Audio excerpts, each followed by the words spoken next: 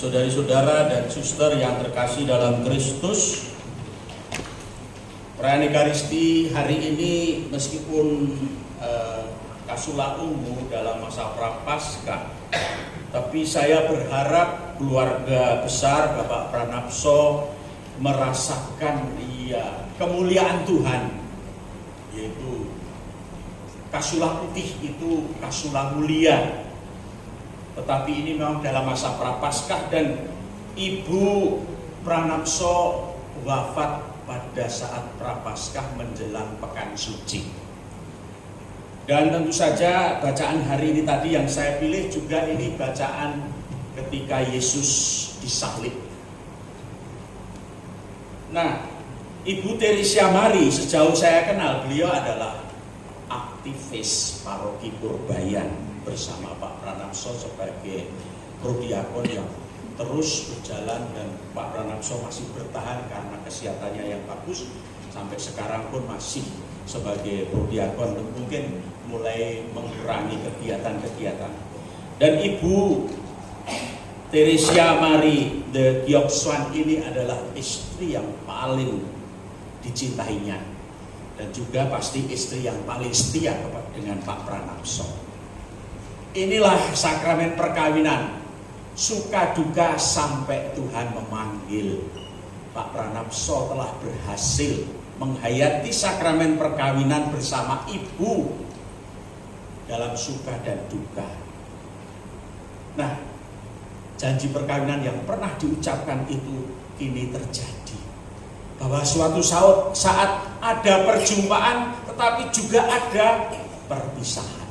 Dan itu hal yang wajar. Tetapi masalahnya di saat perpisahan inilah kemanusiaan kita kadang-kadang belum siap.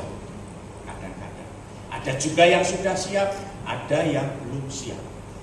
Saya berharap Bapak Pranapso beserta keluarga juga pelan tetapi pasti semakin menerima kenyataan ini, bahwa ada perjumpaan juga ada perpisahan. Dan perpisahan itu tidak selalu membawa kesedihan.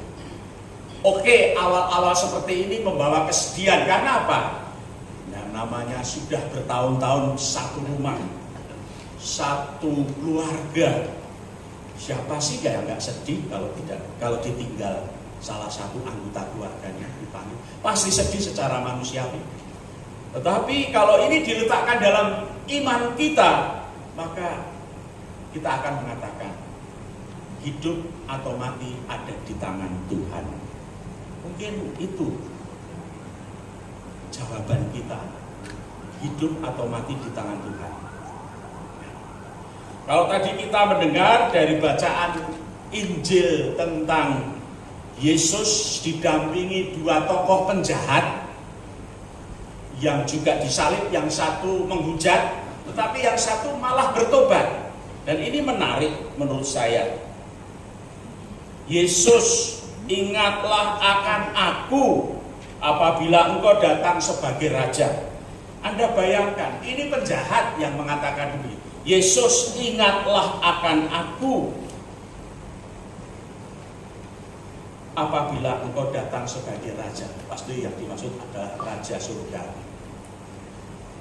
Inilah penjahat yang bertobat. Dan Yesus menjawab bagaimana? Aku berkata kepadamu, sesungguhnya hari ini juga engkau akan ada bersama-sama dengan aku di dalam Firdaus. Itu artinya surga. Nah, kita membuat perbandingan saja. Ibu Pranapso ini apakah seperti penjahat yang disalib, yang bertobat ini? Tidak. Dan saya yakin beliau bukan penjahat yang disalib. Kalau penjahat yang disalib, yang bertobat disalib saja, Tuhan mengatakan, kamu nanti bersama aku di surga. Apakah Tuhan tidak akan mengatakan kepada Ibu Pranapso, Ibu, kamu juga bersama-sama aku dengan aku di surga? Saya yakin itu, sabda Tuhan mengatakan demikian. Nah, ini ilmu perbandingan antara penjahat dan bukan penjahat. Kalau kok penjahat saja yang bertobat diterima oleh Yesus? Yang bertobat, saya katakan yang bertobat. Ibu Pranapso yang saya alami kenal dengan beliau selama saya jadi pastor di Purbalingga. Ketika beliau hidup di dunia ini, apa yang beliau lakukan? Entah itu di dalam masyarakat, di dalam keluarga, di dalam gereja, dia pantas diterima oleh Yesus di surga, di Firdaus.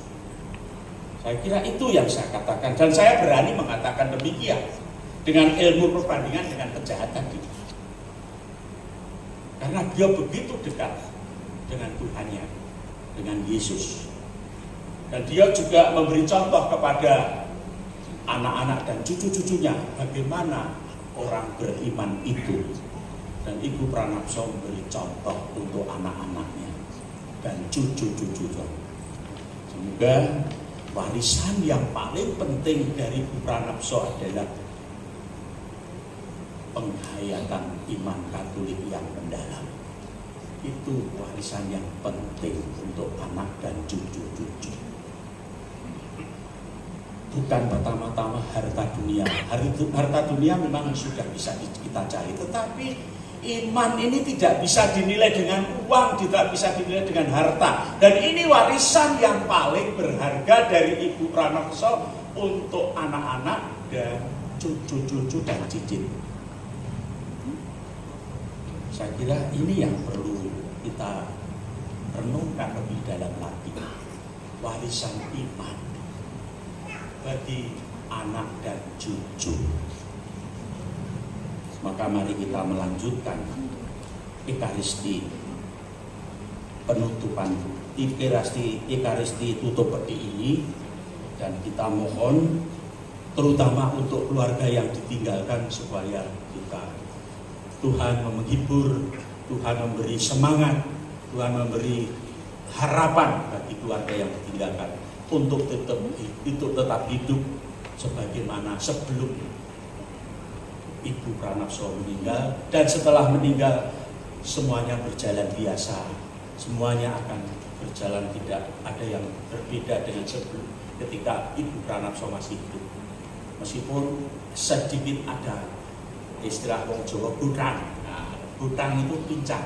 Kalau itu jangkrik, itu kakinya gilang satu, itu namanya gutang. Nah, itu seperti itu, gutang. Karena Ibu Pranapso tidak ada itu lalu gutang, diambil satu kaki itu, tapi masih bisa berjalan sebagaimana Tuhan kehendaki. Kemuliaan kepada Bapa dan Putra dan Roh Kudus. Kita lanjutkan dengan doa umat halaman 51.